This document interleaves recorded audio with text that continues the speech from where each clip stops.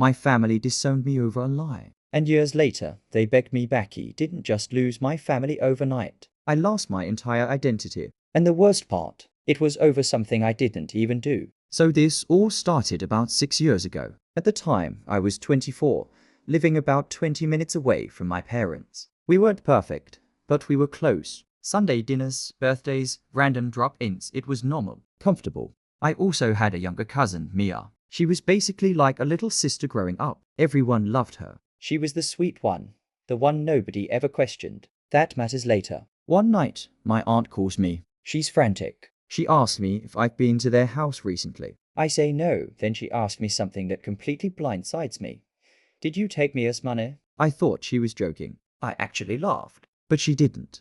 Apparently, Mia had been saving money cash for months, around $4,000. It went missing from her room. And somehow, she told everyone I was the last person in there. Which wasn't even true. I hadn't been inside that house in at least 2 weeks. I told my aunt that immediately. She just went quiet. Then she said, Mia wouldn't lie about something like this, and right there, I felt it. That shift, that moment when you realize someone has already made up their mind about you.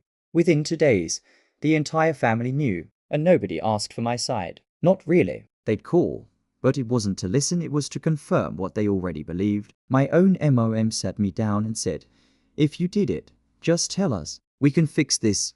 Fix this? I didn't even break it.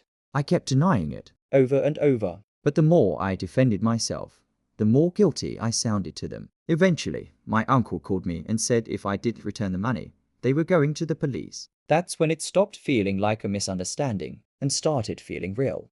I offered everything. I told them to check my bank statements, search my apartment, look at my messages. I even suggested we go to the police myself. But they didn't care about proof. They cared about who they believed. And they believed her. The final straw was a family dinner I wasn't supposed to know about. My sister told me everyone was there, talking about me, calling me a thief, saying I'd always been a little off. That one hurt. Because now they weren't just accusing me. They were rewriting who I'd always been. So I stopped fighting. Not because I was guilty, but because I realized I was alone. One by one, they cut me off. No more calls. No more invites. Blocked. Ignored. Gone. Even my parents slowly stopped answering. I went from having a full family to absolutely no one. That year was the hardest of my life. I questioned everything. Not just them, but myself. Like, how do so many people believe something about you? And you're the only one saying it's not true. It messes with your head. But eventually I stopped waiting for them to come back. I started building something without them. I moved to a different city, got a better job, met new people who didn't look at me like I had something to prove. And for the first time in a long time, I felt normal again. Years passed. 4, to be exact. And I didn't hear a single word from any of them. Not even on birthdays. Nothing. Until one day my mom called me out of nowhere. I almost didn't answer, but I did. And I immediately knew something was different. She sounded nervous, careful, like she didn't know if she was allowed to be talking to me. She asked how I was. Small talk, then silence. And then she said, "We need to tell you something." My stomach dropped. Because I already knew, somehow. I knew. Mia had confessed.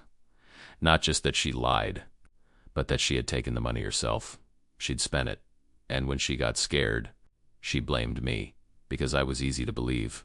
Easy to believe. I didn't even feel angry at first. Just empty. My mom started crying, saying they were sorry, that they should have listened, that they wanted to fix things. And then came the part I'll never forget. She said, "Can you come home?" Home. The place that erased me. The place that didn't even hesitate to throw me away. Now suddenly, it was home again. I asked her one question. Just one. Why didn't you believe me? She didn't have an answer. Not a real one. Just silence. And more crying. Over the next few days, more calls came in. My aunt, my uncle, even Mia, apologies, excuses, regret.